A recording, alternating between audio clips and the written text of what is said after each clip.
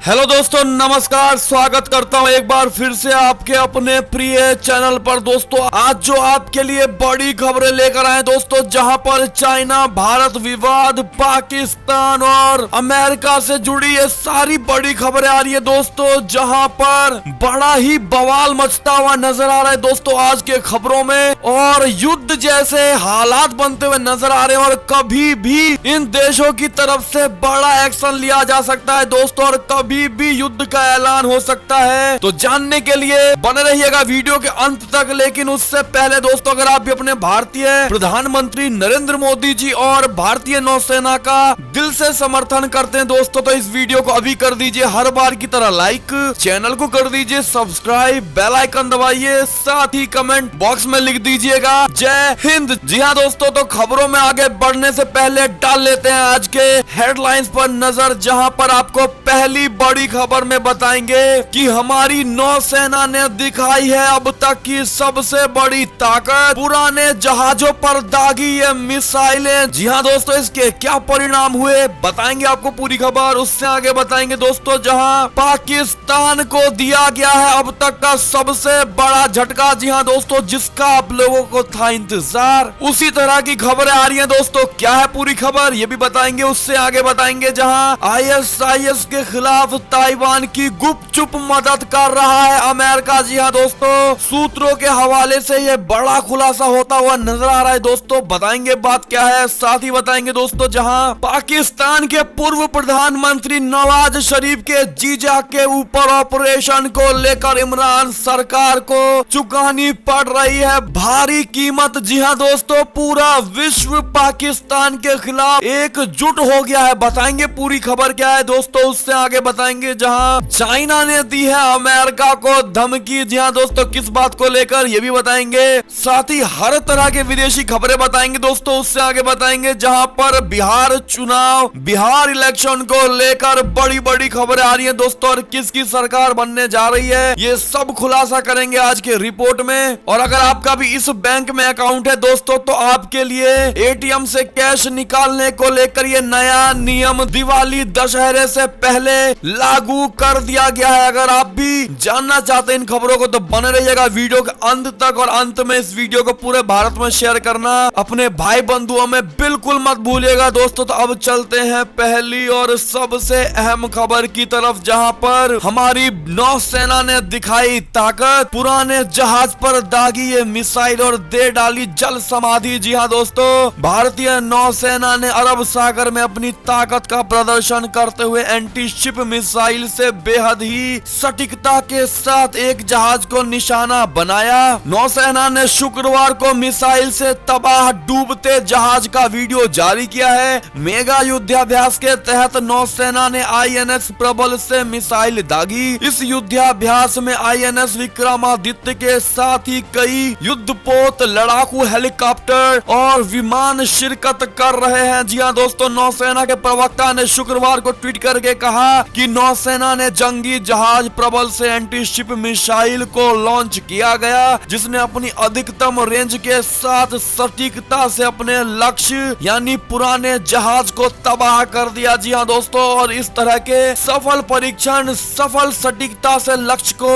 तबाह करने को लेकर अगर आप भी अपने भारतीय नौसेना का दिल से स्वागत करेंगे दोस्तों, और दिल से बधाई देना चाहते हैं, तो कमेंट सेक्शन में हमें अपने नौसेना, अपने भारतीय सेनाओं पर पूरा भरोसा है और चाइना से हम जंग जरूर जीतेंगे, ऐसा कमेंट सेक्शन में लिखकर बताइएगा दोस्तों। अगर आपका भी चाइना का नाम सुनकर खून खोलता है, तो चलते हैं एक और बड़ी खबर की ओर, जहां आपको बता दें FATF ने दिया पाकिस्तान को बड़ा झटका। ग्रे लिस्ट में ही अब बना रहेगा पाकिस्तान। जी हाँ दोस्तों, जिस खबर का था अब तक इंतजार, पाकिस्तान की ओर से लगातार आतंकियों और आतंकी संगठनों को पनाह दी जा रही है। इसी बीच फाइनेंशियल एक्शन टास्क फोर्स की बैठक में फैसला लिया गया है कि पाकिस्तान को ग्रे लिस्ट में ही रखा जाएगा। ये फैसला तब लिया गया है जब FATF के एक्शन प्लान के सभी 27 मापदंडों का पालन करने में पाकिस्तान असफल रहा है। दरअसल पाकिस्तान FATF की ग्रे लिस्ट से बाहर निकलने की कोशिश में लगा हुआ है। हालांकि पाकिस्तान इसमें सफल होने में कामयाब नहीं हो पा रहा और ना कभी हो पाएगा। क्या कहते हैं आप लोग? लिखना मत भूलिएगा। पाकिस्तान पर लगातार आतंकियों को पनाह दिए जाने के आरोप लग रहे हैं, साथ ही वो FATF के मापदंडों को पूरा करने में नाकाम रहा है, जिसके बाद पाकिस्तान को एक बार फिर से ग्रे लिस्ट में बनाए रखने का फैसला लिया गया है। जी हाँ दोस्तों, ऐसे में आपकी क्या राय है दोस्तों, और FATF ने सही फैसला लिया है और किस तरह का फैसला लेना चाहिए पाकिस्तान के खिलाफ? क्या आपको नहीं लगता दोस्तों कि ग्रे लिस्ट के बाद उसे सीधा ब्लैक लिस्ट कर देना चाहिए दोस्तों, पूरी तरह से ब्लॉक कर देना चाहिए? क्या कहते हैं आप लोग? कमेंट सेक्शन में जरूर लिखकर बताइएगा। ब्लैक लिस्ट पाकिस्तान, अगर आप भी मानते हैं तो। एक और खबर की ओर चलें दोस्तों, तो तीसरी बड़ी खबर आ रही है जहां खुफिया एजेंसी के थ्रू पता लगा है कि ISIS के खिलाफ तालिबान की गुपचुप मदद कर रहा है अमेरिका।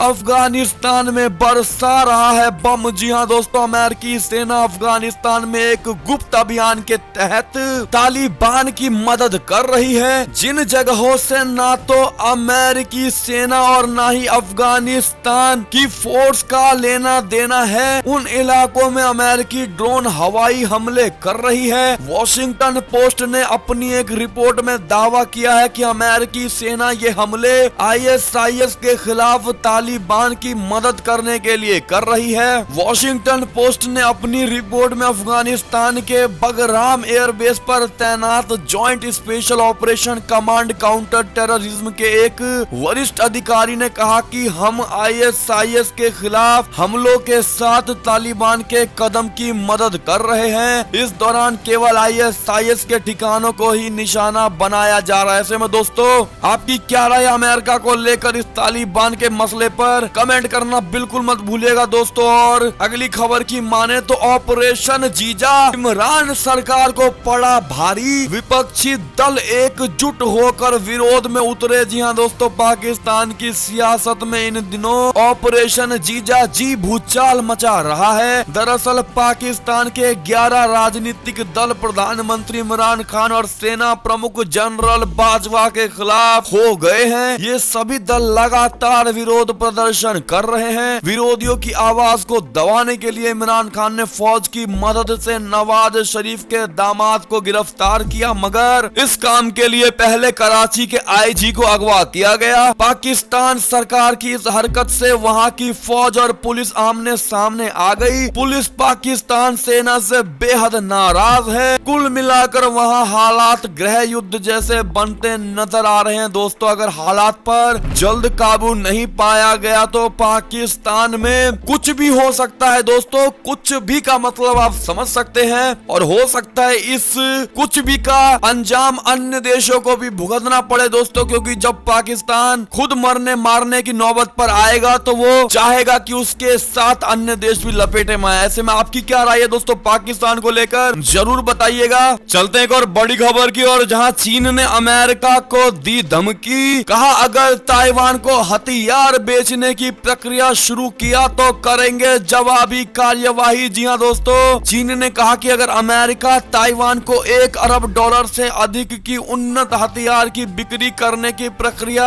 शुरू करता है तो वो जवाबी कार्यवाही करेगा। चाइना के रक्षा मंत्रालय के बयान में कार्यवाही को लेकर स्पष्ट बात नहीं कही गई है, लेकिन इस घटनाक्रम से चाइना और अमेरिका के बीच संबंधों में और गिरावट का संकेत है, जो पिछले कई दशकों में सबसे खराब दौर में है। जी हाँ दोस्तों, गुरुवार देर रात जारी किए गए बयान में चाइना और अमेरिका और उनके सशस्त्र बलों के बीच संबंध और खराब होने या इससे जुड़े गंभीर नतीजों से बचने तथा ताइवान स्ट्रेट में शांति और स्थिरता के लिए अमेरिका और ताइवान के सैन्य अधिकारियों के बीच बिक्री की प्रक्रिया और इससे संबंधित सभी बातचीत को रद्द करने की मांग की गई है। जी हाँ दोस्तों, ऐसे में आपकी क्या राय है दोस्तों इन चाइना और पाकिस्तान को लेकर? क्या आपको नहीं लगता कि एक बार चाइना और पाकिस्तान भिड़ जाए, जिससे कि चाइना को अकल ठिकाने आए कि किससे भिड़ा है वो भी? जी हाँ दोस्तों, अगर आप भी मानते हैं तो जरूर लिखकर बताइएगा इस बात को। एक और खबर की माने तो RAW चीफ से अकेले में मिलकर घर में ही घिर गए नेपाली PM ओली। खुद की पार्टी कर रही है ओली की आलोचना। जी हाँ दोस्तों, नेपाल के प्रधानमंत्री KP शर्मा ओली और भारतीय खुफिया agency research and analysis wing प्रमुख सामंत कुमार गोयल से मिलकर फंस गए। इस मुलाकात को लेकर उनकी खुद की नेपाल कम्युनिस्ट पार्टी के खिलाफ खड़ी हो गई है। सत्तारूढ़ पार्टी के कई नेताओं ने पीएम ओली पर कूटनीतिक नियमों को तोड़ने का आरोप लगाया है। दोस्तों ऐसे में आपकी क्या राय है, जरूर बताइएगा। एक और खबर की माने तो पाकिस्तान के गृह मंत्री ने कराया था सिंध के आईजी पुलिस का अपहरण। जी हाँ दोस्तों, रिपोर्ट में ये बड़ा खुलासा हुआ है। दोस्तों एक और खबर की माने तो महबूबा मुफ्ती ने किया तिरंगे का अपमान और दी भड़काने वाली बात, बड़ी ही अपमानजनक बात कही है। दोस्तों उन्होंने कहा कि कश्मीर के झंडे के अलावा कोई और झंडा नहीं उठाऊंगी, जिसको लेकर बीजेपी ने महबूबा मुफ्ती पर किया हमला। बता दें करीब 14 महीने की हिरासत के बाद रिहा हुई जम्मू कश्मीर की पूर्व मुख्यमंत्री और पीपुल्स डेमोक्रेटिक पार्टी की अध्यक्ष महबूबा मुफ्ती ने सियासी गतिविधियां शुरू कर दी हैं। इतने महीनों के बाद पहली बार किसी प्रेस कॉन्फ्रेंस को संबोधित करने आई महबूबा ने घोषणा की है कि उनकी पार्टी जम्मू कश्मीर को वही दर्जा वापस दिलाने में जमीन आसमान एक कर देगी। जी हाँ दोस्तों, महबूबा मुफ्ती ने कहा कि भारत जम्मू कश्मीर की सिर्फ जमीन चाहता है, उसके लोग नहीं। महबूबा ने कहा कि वो अनुच्छेद 370 फिर से लागू होने तक कोई और झंडा नहीं उठाएगी। जी हाँ दोस्तों, ऐसे में भारत का घोर अपमान किया गया है। दोस्तों महबूबा मुफ्ती की ओर से उसने साफ कहा है कि वो सिर्फ जम्मू कश्मीर का झंडा उठाएगी। इसका मतलब उसने भारत के तिरंगे झंडे का अपमान किया है, जम्मू कश्मीर को भारत से अलग माना है। दोस्तों ऐसे में इस तरह के भड़काऊ बयान देने वाली और इस तरह के तिरंगे के अपमान करने वाली महबूबा मुफ्ती के खिलाफ किस प्रकार का एक्शन लेना चाहिए। दोस्तों क्या आपको नहीं लगता कि 14 महीने के बाद हिरासत से छूटने के बाद भी इनको अकल नहीं आई और इनको वापस से कारावास में भेज देना चाहिए। दोस्तों आपकी क्या राय है इस प्रकार के लोगों के लिए, कमेंट करना बिल्कुल मत भूलिएगा। दोस्तों अगर आप भी अपने भारत के इस तिरंगे का सम्मान करते हैं दोस्तों तो कमेंट करना बिल्कुल मत भूलिएगा। एक और खबर की माने तो इस देश ने पाकिस्तान से कहा था कि कश्मीर में बढ़ाओ आतंकवाद, शुरू की हथियारों की सप्लाई। जी हाँ दोस्तों, तुर्की अब खुलकर कश्मीर में आतंकवाद को बढ़ाने के लिए पाकिस्तान की मदद कर रहा है। बता दें कि चाइना के बाद अब तुर्की ने भी पाकिस्तान को हथियारों की सप्लाई शुरू कर दी है। साथ ही पाकिस्तान को हर मुद्दे पर समर्थन दे रहा तुर्की अब उसे हथियार के साथ साथ पैसों से भी मदद कर रहा है। जानकारी के मुताबिक पाकिस्तान तुर्की से पैरामीटर सर्विलांस रडार सिस्टम लेने जा रहा है। Retinar PTR X perimeter surveillance radar system की खास बात यह है कि ये पोर्टेबल है, यानी इस सिस्टम को 2 लोग आसानी से कहीं भी लेकर जा सकते हैं। इस पर दोस्तों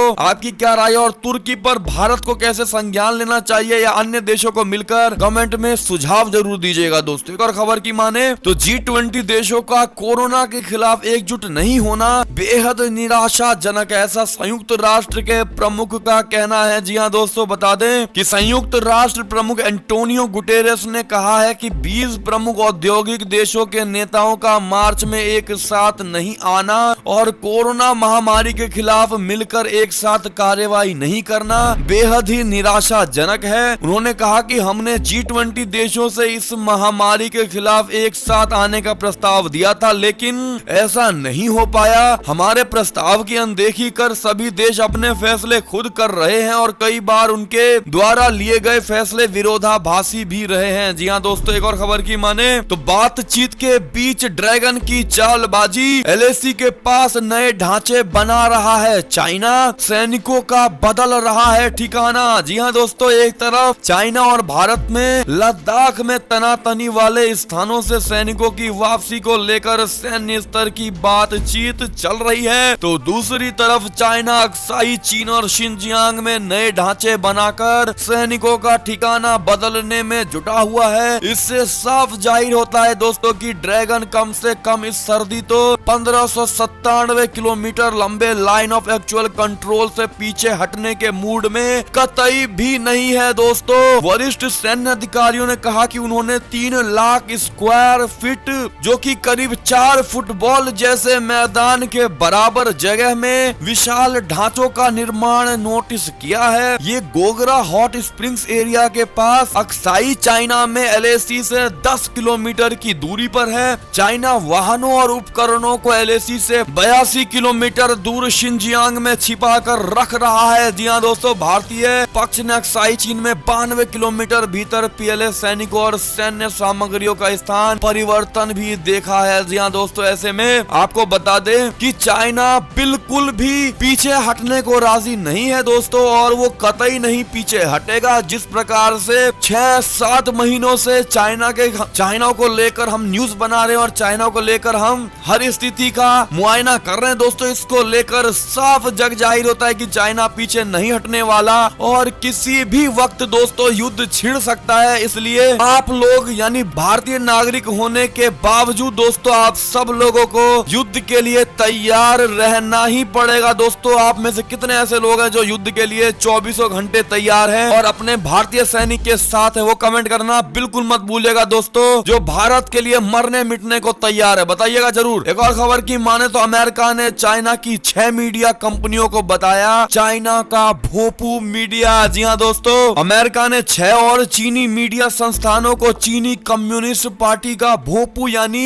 प्रोपेगेंडा टूल्स बताते हुए विदेशी मिशनों की सूची में डाल दिया है। अमेरिकी विदेश मंत्री माइक पोम्पियो ने इन कंपनियों को चाइना की सत्तारूढ़ कम्युनिस्ट पार्टी द्वारा नियंत्रित प्रचार संस्थान बताया। इनमें Yicai global, Jiefang daily, Xinmin evening news, social sciences in China press, Beijing review और इकोनॉमिक डेली शामिल है। ऐसे में अगर आप भी विदेश मंत्री माइक पोम्पियो के इस बात का समर्थन करते हैं तो आप भी कमेंट सेक्शन में भोंपू मीडिया, चाइना मीडिया लिखकर बताइएगा दोस्तों। और खबर की माने तो रूस के हैकरों ने अमेरिका स्थानीय नेटवर्कों को बनाया निशाना। अमेरिकी अधिकारी ने किया इसका बड़ा खुलासा। जी हाँ दोस्तों, अमेरिका के अधिकारियों ने गुरुवार को कहा कि रूस के हैकरों ने कम से कम 2 सर्वर से डेटा चुराया और देश एवं स्थानीय सरकारों के दर्जनों नेटवर्क को निशाना बनाया है। जी हाँ दोस्तों, ऐसे में भारतीय सर्वरों को भी सावधान रहने की जरूरत है और हमेशा अलर्ट रहना जरूरी होगा दोस्तों। अब साइबर चोरी इतने हो रहे हैं दोस्तों कि हमेशा सतर्क रहना बेहद जरूरी है भारतीय आईटी सेल को। ऐसे में आपकी क्या राय है जरूर बताइएगा। एक और खबर की ओर चलें दोस्तों, तो कोरोना वायरस से जंग जीतने के बाद पहली बार इस खास मौके पर दिखी मेलानिया ट्रंप। बता दे कोरोना वायरस से संक्रमित होने के बाद से लगातार मेलानिया ट्रंप को लेकर तमाम तरह की अटकलें लगाई जा रही थी। डोनाल्ड ट्रंप जल्द ही कोरोना वायरस संक्रमण को मात देकर चुनाव प्रचार में जुट गए, लेकिन मेलानिया सार्वजनिक तौर पर उनके साथ नहीं दिखाई दी। अब लंबे समय बाद मेलानिया पति डोनाल्ड ट्रंप के साथ सार्वजनिक तौर सबके सामने आई है। नेशविल में चल रही अमेरिका राष्ट्रपति चुनाव के आखिरी दौर की प्रेसिडेंशियल डिबेट में मेलानिया ट्रंप पहुंची हैं। जी हाँ दोस्तों, ऐसे में ईमानदारी से बताइएगा आप लोग की यूएस में आप लोग किसकी सरकार देखना चाहते हैं दोस्तों, डोनाल्ड ट्रंप की जो प्रदूषण के लिए भारत को, जिन्होंने प्रदूषण के लिए भारत को कल ही सबसे बुरा बताया दोस्तों, या फिर जो बाइडेन की सरकार बनते हुए देखना चाहेंगे जिन्होंने भारत के खिलाफ अभी तक एक बात भी नहीं बोली। मैं ये राय आप पर, हम ये राय आप पर छोड़ते हैं दोस्तों। कमेंट करना बिल्कुल मत भूलिएगा और भारी मात्रा में कमेंट आना चाहिए जो लोग इस वीडियो को देख रहे हैं। एक और खबर की माने दोस्तों, तो चौतरफा दबाव से बौखलाया चाइना, राष्ट्रपति जिनपिंग ने दिया ये बड़ा बयान। बता दें चीन के खिलाफ दुनिया में तेजी से माहौल बन रहा है। भारत से सीमा विवाद और कोरोना महामारी के चलते कई देश बीजिंग से मुकाबले के लिए एक साथ आ गए हैं दोस्तों। ऐसे में इस अंतर्राष्ट्रीय गठजोड़ ने चाइना की नींद उड़ा दी है और चाइना के राष्ट्रपति शी जिनपिंग का शुक्रवार को धमकी भरे अंदाज में बयान दिया गया है दोस्तों। उन्होंने कहा है कि चाइना के सुरक्षा हितों और संप्रभुता को नुकसान पहुंचा तो हम खामोश नहीं बैठेंगे। ऐसे में दोस्तों आपको नहीं लगता कि सब देश एक बार मिलकर के चाइना के पास आ जाएं, चाइना के पास आकर के चाइना को कहे कि दिखाओ अपनी ताकत, कितनी ताकत है तुम में। इस पल का बेसब्री से है दोस्तों इंतजार, क्या आप लोगों को भी है जरूर बताइएगा। एक और खबर की माने दोस्तों, तो प्रधानमंत्री मोदी का विपक्ष पर निशाना।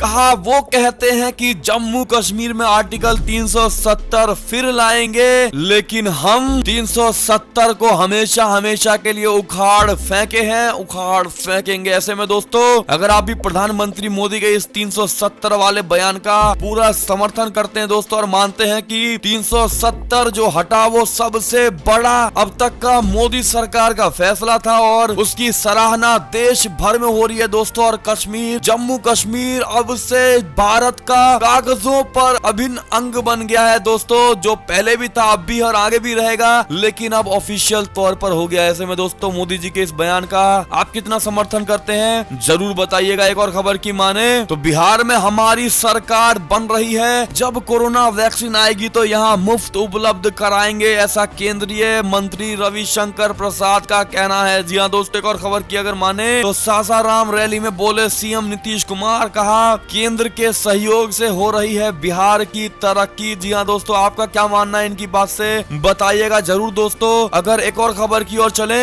तो कपिल देव को पड़ा दिल का दौरा, दिल्ली में करवाई एंजियोप्लास्टी। जी हाँ दोस्तों, भारतीय टीम के दिग्गज क्रिकेटर रहे कपिल देव को शुक्रवार को दिल का दौरा पड़ा है। रिपोर्ट्स में कहा जा रहा है कि कपिल देव की दिल्ली के एक अस्पताल में एंजियोप्लास्टी हुई है। फिलहाल वो खतरे से बाहर बताए जा रहे हैं और उनकी हालत स्थिर है। ऐसे में आपकी क्या राय है दोस्तों, इनको लेकर जरूर बताइएगा। एक और खबर की माने तो कमलनाथ पर शिवराज का पलटवार, कहा नारियल लेकर नहीं तो क्या शैंपेन की बोतल लेकर घूमो। जी हाँ दोस्तों, मध्य प्रदेश में 28 सीटों पर हो रहे विधानसभा उपचुनाव के वोटिंग की तारीख नजदीक आने के साथ साथ सियासी पारा भी चढ़ता जा रहा है। राज्य की दोनों प्रमुख पार्टियां बीजेपी और कांग्रेस के नेताओं में जुबानी जंग काफी तेज हो गई है। एमपी के पूर्व मुख्यमंत्री कमलनाथ के नारियल वाले बयान पर मुख्यमंत्री शिवराज सिंह ने पलटवार किया है। जी हाँ दोस्तों, एक जनसभा को संबोधित करते हुए शिवराज सिंह ने कहा कि ढेला भर का तुमने यानी कमलनाथ ने काम नहीं किया। हम मुरैना में मेडिकल कॉलेज खोलेंगे तो नारियल फोड़ेंगे कि नहीं फोड़ेंगे, हम चंबल का पानी लाएंगे तो नारियल फोड़ेंगे कि नहीं फोड़ेंगे, हम बिठौरा में कॉलेज खोलेंगे तो नारियल पानी फोड़ेंगे या नहीं फोड़ेंगे, हम यहाँ की बिजली की लाइन बदलवाएंगे तो नारियल फोड़ेंगे कि नहीं फोड़ेंगे। तुमने कुछ किया ही नहीं, तुम्हारी तो किस्मत ही फूटी थी, तो तुम कहां से नारियल फोड़ोगे। जी हाँ दोस्तों, ऐसे में अब तक का सबसे रुचि से भरी हुई बात यानी इंटरेस्टिंग बात शिवराज सिंह चौहान की तरफ से कमलनाथ को कही गई है दोस्तों। सबसे बड़ा पलटवार क्या है, क्या मानते हैं आप लोग शिवराज सिंह चौहान को लेकर, कमेंट करना बिल्कुल मत भूलिएगा दोस्तों। एक और खबर की माने तो प्याज की बढ़ती कीमतों पर लगा अब ब्रेक, सरकार ने लिया ये बड़ा फैसला। बता दें, सरकार ने प्याज की स्टॉक लिमिट को भी तय कर दिया है। इसके तहत थोक और खुदरा व्यापारियों के लिए अलग अलग स्टॉक लिमिट तय कर दी गई है। सरकार ने थोक विक्रेताओं के लिए प्याज की स्टॉक लिमिट को 25 मीट्रिक टन व खुदरा व्यापारियों के लिए 2 मीट्रिक टन निर्धारित कर दिया है। ये स्टॉक लिमिट शुक्रवार 23 अक्टूबर से लेकर 31 दिसंबर 2020 तक प्रभावी रहेगी। जी हाँ दोस्तों, ऐसे में आप लोगों से एक सवाल है दोस्तों कि आप लोग जिस क्षेत्र में रहते हैं वहाँ पर प्याज की